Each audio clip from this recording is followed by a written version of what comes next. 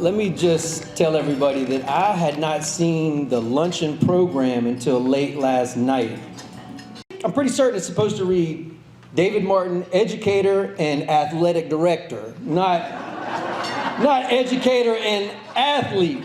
However, I would like to publicly thank whoever was in charge of the final edits, because now this is going in my children's scrapbook, because this is exactly how I want to be remembered. And in all fairness, I still have my moments, so we'll call it even. I want to thank y'all for having us here today, and I feel like the best way for me to speak about how important the Joe Martin ALS Foundation is to ALS patients is to just tell y'all a little bit about my dad and his story. In 2005, my dad was scheduled to speak at the Echo Foundation Award Against Indifference at the Westin Hotel Banquet Hall in downtown Charlotte. The Echo Award Against Indifference honors those individuals in the Charlotte region and beyond who personify their mission to promote human dignity, justice, and moral courage through positive, effective action for humankind. Now, my dad was honored with the award in 2000 for promoting tolerance, respect, and inclusion at all levels of community building. And so he was returning to speak at the 2005 ceremony. Now, whether challenging political leaders to protect all human rights or hunting down answers to racism with the Urban League of Charlotte, my dad was a crusader for harmony and sought opportunities to denounce discrimination. So, speaking at an event against indifference was right in his wheelhouse, and I knew he would have a powerful and an important speech lined up. Meanwhile, I was just looking forward to tagging along and maybe getting some filet mignon and a couple glasses of wine out of the deal. But when I arrived at my parents' house to hitch a ride, it was clear that something was wrong. My dad was dressed in his suit, positioned in his electric wheelchair, all prepped for the event.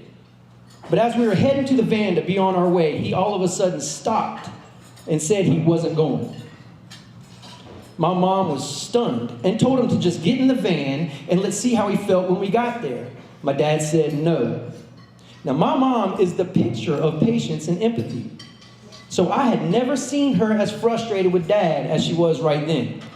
So much work had gone into preparing for the event, and the Echo Foundation was counting on him to deliver this speech. Even Neil was frustrated and encouraged Dad to just load up in the van and let's discuss it on the way there. This was 11 years into his life with ALS, and he had lost his ability to speak several years before. So he gave speeches with a sophisticated computer system. There was a keyboard image on a screen that could read his retinas, and then he could type with his eyes. And then the speaker could play what he wrote. So my mom pleaded with him to just make an appearance, if only to sit there while the speech played. Now, I'm not sure if it was a panic attack or what was going on, but my dad would absolutely not budge. So then I piped up, and I told Mom and Neil that if he doesn't want to go, he shouldn't have to, regardless of the magnitude of this event. If anyone in the world deserved a night off, it was him. Now, my mom was insistent that he needed to be there, and I was insistent on protecting him. So as this tension reached a crescendo, my dad signaled that he wanted the letterboard by raising his eyebrows up and down. The letterboard is a large transparent sheet with the alphabet on it. And you would hold it in front of his face and follow his eyes as he looked at letters and spelled out words. So to end this discussion about whether he would deliver his speech at the Echo Award ceremony, he spelled the last thing on anyone's mind. He spelled, David will do it. I was like, Dad, let's just get you in the van and let's see how you feel. But no, my dad stayed home and Neil printed out the speech, and before I knew it, I was sitting at the banquet table, practice reading his speech over and over, too nervous to even take a bite of that filet. And then I was ushered onto some grand stage to tell a place packed with senators, preachers, and civic leaders how to solve injustices in society. That was my introduction to public speaking. And now we have the Joe Martin ALS Foundation. And along comes Catherine Frazier to promote this idea about expanding from the Charlotte area to the Piedmont Triad. So she contacted my wife, Laurie, who's from Greensboro, and asked if she had any connections who could help plan an event to kick it all off. Laurie immediately thought of her childhood friend, Catherine Kirkpatrick. Laurie said Catherine is a terrific connector. And even though Laurie is well aware Catherine already has a very busy schedule, she reached out and Catherine said, "I'll see what I can do." So periodically, Laurie would just, give me some updates on how things were going and how excited she was about the response from the community. And just the other week, she told me that they were now expecting over 200 people and planned to host it at the Greensboro Country Club. I was very impressed. And I was like, "Who are y'all getting to speak at this thing?" And she just looked at me until I realized David would do it. Catherine Kirkpatrick is indeed a terrific connector, and along with Miriam Damone and many others, they have put on this luncheon today and already have ideas for the coming months to encourage more support for the Joe Martin ALS Foundation. So thank you to Catherine, Miriam, and everyone who's helping lead the way, and I would like to give them one more round of applause if we could. And while y'all are clapping, I also want to give a very special thank you to all of our table hosts for making this particular event such a success. Thank you to the table hosts for being here. And as I look out at everyone here, I'm reminded about how fortunate we have been to have had such great support. Throughout my dad's 12 years of living with ALS, he was embraced by a caring community. And he was embraced by a caring community and supported by a team of loving professional caregivers. And the mission of this foundation is to provide those same resources to as many ALS patients and their families as possible. And I know we have patients and caregivers here today. So I hope you all will take a moment to look around. Everyone is here for you. In fact, nothing is more important today than you feeling the love and support of your community. So to the patients and dedicated caregivers, thank you.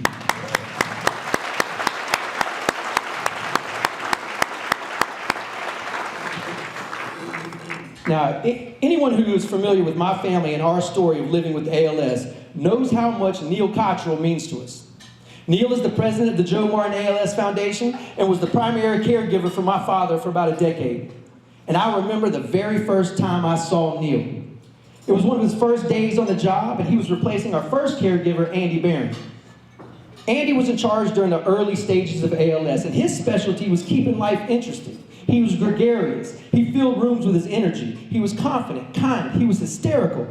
My dad described his relationship with Andy as being as comfortable as any relationship he has ever had in his life. He said Andy was like a son, a brother, and a father all rolled into one. Far too quickly, the effects of ALS advanced. And as my dad put it, Andy had to get on with his life. He met a girl, got engaged, and moved to Washington, D.C. It was a sad and scary day when Andy left, because it left a definite void in my dad's life. Now my dad imagined that he would become bedridden and that his life would shut down. Depression dominated, and there were days when he did not even get out of bed, refusing to face another day of challenges. And then Andy connected us with Neil Cottrell. Now, if I'm being honest, my very first impression of Neil was, nope. This dude is not going to work out. And it's not just because he was wearing a Kentucky hat in my parents' house, though if there's one thing Charlotte and Greensboro can agree on, it's probably Kentucky. No, it wasn't the Kentucky hat, it wasn't the lack of hysterical laughter, it was simply that it was not Andy. For years, when I would walk into my parents' house, I'd feel the immediate comfort of seeing Andy with my dad. I thought Andy was the only person in the world who could help us navigate life with ALS. And I am forever grateful for Andy Barron. But I had no idea how much we needed Neil Cottrell. The vibe with Neil in charge was different. It was calming. ALS had progressed to the point where my dad's coughing fits terrified everyone in the room. But Neil never panicked. He said, the noise means you're breathing. If you stop making noise, I'll help you. My dad trusted Neil. While Andy taught us to live in the moment and to love and laugh no matter what, Neil taught us how to fight. He gave my dad strategies to avoid the panic of choking by teaching him how to concentrate on his breathing and how to focus on each bite of food. The results were immediate. The fits weren't as frequent and his appetite increased. Neil understood what it would take to live with ALS. My dad boiled it down to one of their earliest conversations. Neil asked my dad if he wanted to take a shower before beginning his day. My dad said it didn't matter. And Neil said, as soon as you stop caring, I'm not doing my job. So my dad took that shower and often credited that moment as when he realized that it was still his life. Now, Neil's not alone for long. He hired an extraordinary staff to provide around-the-clock care for my dad. And with their help, my dad broke free from depression and isolation. He traveled the world. He went to movies. He told jokes. He wrote 2 books. And Neil and his team of caregivers became like brothers and sisters to me. And they became so much like family to my dad that they got invited on more family trips than I did. And one of these trips, in which I was not invited, was to take a cruise along the Baltic Sea. The highlight on the agenda for my dad was to visit the State Hermitage Museum in St. Petersburg, Russia. The Hermitage, established in 1764 by Catherine the Great, includes the largest collection of paintings in the world and traces history from prehistoric times to the modern era. Now, over the years, our caregivers had safely maneuvered my dad and his 300-pound wheelchair into vans, planes, boats, even down soft, sandy beaches. But nothing presents as much of a challenge as a flight of stairs into one of the world's largest museums. Because when the Russian military guards told them that the accessible ramp was off limits, they had no choice but to take the stairs. What happened next was so moving that our dear family friend and Davidson College English professor, the late Tony Abbott, who was also on this trip, published a poem about it called "The Man Who Writes with His Eyes." And I'm going to let Tony describe the scene for you. The man who writes with his eyes, for Joe Martin. The man who writes with his eyes blinks the letters into existence. He creates from nothing. He's carried on the jet by willing hands. Does he understand anything? A moist-eyed lady asks. Everything, his wife answers, and she is right. His eyes see even the small lines around our mouths that speak of who we are. On the ship, curiosity seekers ask if he is Stephen Hawking. He could be. He has that same eerie wisdom. In St. Petersburg, at the Hermitage Museum, he finds the ramp for wheelchairs. The guards refuse admittance. This entrance is for czars and heads of state, they say with grave authority. He smiles by raising his eyebrows. They motor to the front, and his lovely limber men lift him, carry him up the stairs to the startled gaze of Russian passersby. They place him in a chair, his wife beside him, and then return to haul the 300-pound wheelchair up the grudging stones. Inside, he sees the white dining room where Bolsheviks stop time, the thin gold leaf on ornate painted ceilings. He sees the prodigal of Rembrandt, the son held by the father's loving hands. At the end, when they bump the wheelchair down again, the guards salute in admiration. Later, he will see Stockholm, Helsinki, and Copenhagen, and he will write with his eyes of their many wonders. But most, he will remember how at the Hermitage, they hauled him up the slow stones, how he froze in wonder at the peacock and the glassed-in clock and the father bringing the prodigal home at last. I love thinking about those military guards standing at attention and holding a salute while the guys carry my father, not even strong enough to hold his own head up, down the stairs of the Hermitage. I mean, what a powerful image. And when my dad asked the Hermitage guide about handicapped people, he replied, "They stay home. Not if you have help." And we are all here today because of the impact ALS has had on someone we love. I was 19 years old and starting my second freshman year of college when that impact hit home for me. My brother was in seminary school in Richmond, Virginia, and my sister was living in Bellingham, Washington. And we were all gathered at Lake Norman for Thanksgiving break in 1994 when my dad called a family meeting. We had never had a family meeting called before. So I was pretty nervous it was going to be about me. We all sat down in the playroom. My dad rested against the side of the ping pong table, and he told us about his diagnosis and explained ALS to us. We were shocked. We were devastated. We hugged and cried, and then my dad asked us if we just wanted to go outside and play frisbee golf. So we played frisbee golf just because we could.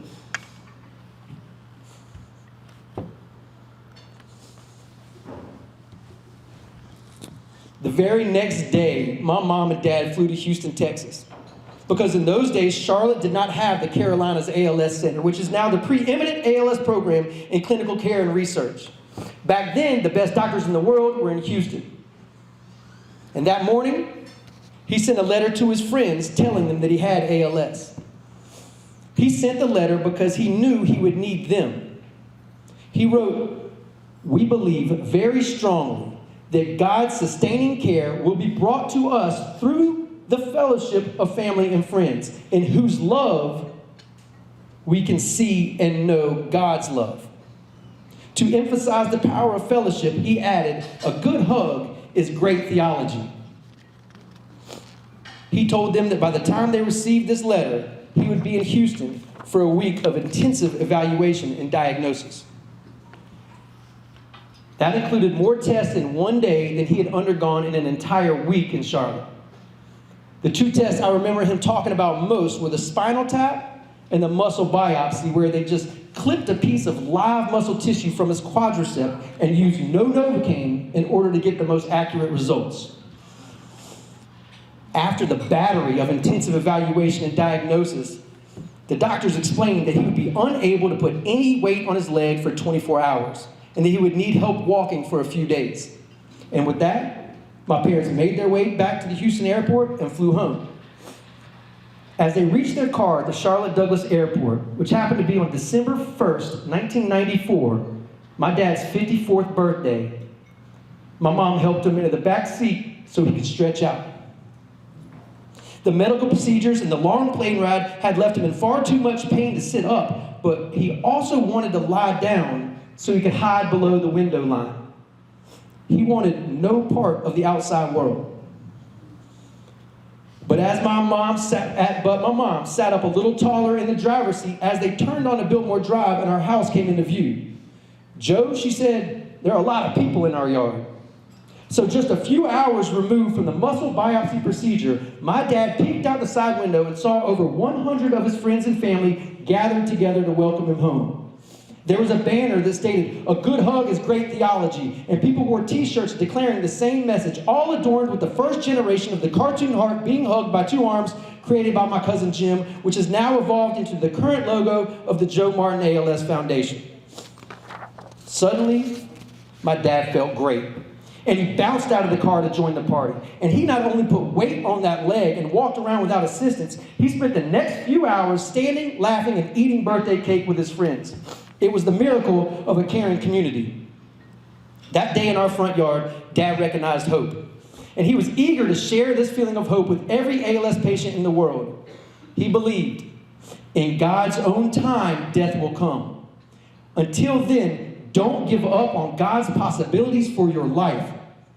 It isn't the length of our life expectancy, but its strength that will make a difference.